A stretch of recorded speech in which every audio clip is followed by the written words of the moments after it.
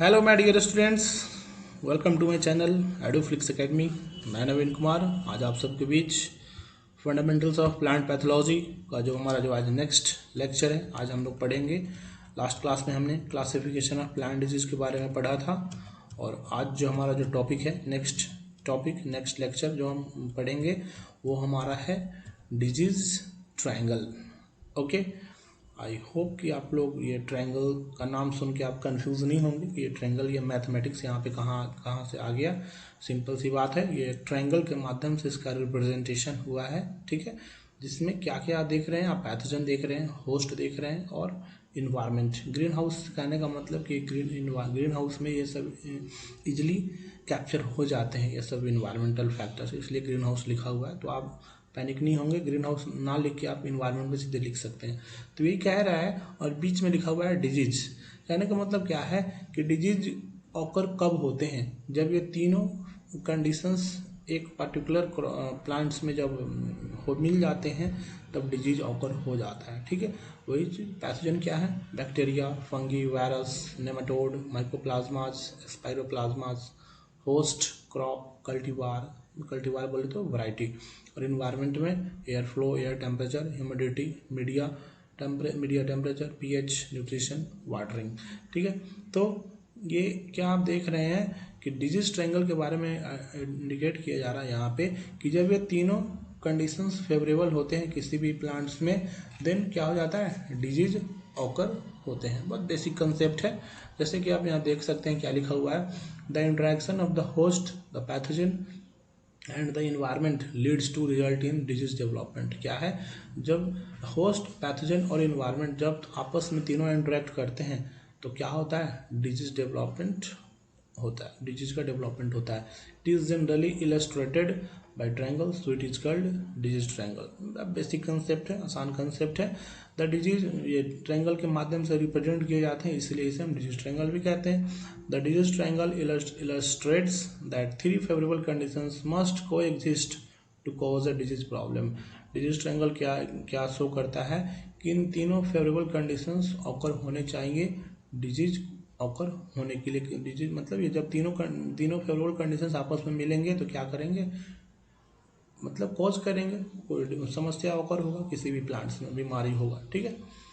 आगे देखते हैं हम लोग क्या है, डिजीज पिरामिड। ये इसी का फर्दर एक्सटेंडेड पार्ट है, ठीक है। डिजीज ट्रायंगल आपने पढ़ा, उसके बाद क्या आपने देखा, डिजीज पिरामिड। यहाँ पे sorry, I am extremely sorry, यहाँ पे डिजीज ट्रायंगल ना बोल के इसे हम डिजीज टेट्राहेड्रॉन बोलेंगे, ठीक है, डिजीज टेट्राहेड्रॉन। अब इसमें आप देख रहे हैं पिरामिड क्या होता है, पिरामिड स्ट्रक्चर आप देख रहे हैं यहाँ पे, ठीक है, प्रिज्म लाइक स्ट्रक्चर। और डिजीज टेट्राहेड्रॉन में अब क्या है, इसमें एक्स्ट्रा दो कंपोनेंट्स, दो एक्स्ट्रा फैक्टर आ गए हैं। पहले से तो आप देख रहे हैं पैथोजन है, होस्ट है, इन्वायरमेंट है। अब दो एक्स्ट्रा कौन सा कंपोनेंट आ गया, फैक्टर आ गया, टाइम और ह्यूमंस। मतलब अब इसमें जो दो एक्स्ट्रा जो फैक्टर जो इंक्लूड हो गए हैं, तो वही है डिजीज ट्रायंगल का एक्सटेंडेड पार्ट है, जिसमें ये टाइम और ह्यूमंस एक्स्ट्रा दो फैक्टर ऐड हो गए हैं, उसे हम क्या कहते हैं, डिजीज पिरामिड। बट इनका रोल क्या है, होस्ट, पैथोजन, इन्वायरमेंट के अलावा टाइम और ह्यूमंस का क्या रोल है डिजीज को स्प्रेड होने में, उसी से रिलेटेड है, उसी के बारे में हम लोग देखते हैं। पहले डेफिनेशन देखते हैं क्या लिखा हुआ है, the disease triangle can be expanded to two more components, time and humans, to cause disease, is called disease pyramid और डिजीज टेट्राहेड्रॉन। डिजीज ट्रायंगल जब फर्दर दो और कंपोनेंट्स इसमें ऐड हो जाते हैं तो एक्सपेंड हो जाते हैं। कौन कौन से कंपोनेंट्स, टाइम और ह्यूमन, जो डिजीज को कॉज करते हैं, उसे हम क्या कहते हैं, डिजीज पिरामिड और डिजीज टेट्राहेड्रॉन। और जैसे कि टाइम, मतलब क्या कहने का मतलब है कि समय का क्या इसमें, मतलब कोई डिजीज ऑकर हो रहा है तो उसका टाइम पे क्या, मतलब कितना दिन तक हो रहा है, कितने साल तक वो डिजीज ऑकर हो रहा है, तो उसके अकॉर्डिंग क्या ह्यूमन क्या करेंगे, मैनेजमेंट टेक्निक्स के लिए उसका देखेंगे, कंट्रोल के लिए देखेंगे, क्या उसके लिए इंसेक्टिसाइड्स यूज़ किया जाए, पेस्टिसाइड्स क्या यूज़ किया जाए, कौन सा हर्बिसाइड से सब यूज़ किया जाए, ठीक है। Duration and frequency of favourable temperature and rain, मतलब टाइम कहने का मतलब कि उस पैथोजन को ऑकर होने के लिए कैसा उसको फेवरेबल टेम्परेचर मिल रहा है, ठीक है। एक तरह से सिंपल अगर कहें तो ये एक्सटेंडेड पार्ट है। अगर इनको देखें तो ये इन्वायरमेंट के अंदर में ही आ जाते हैं, ठीक है।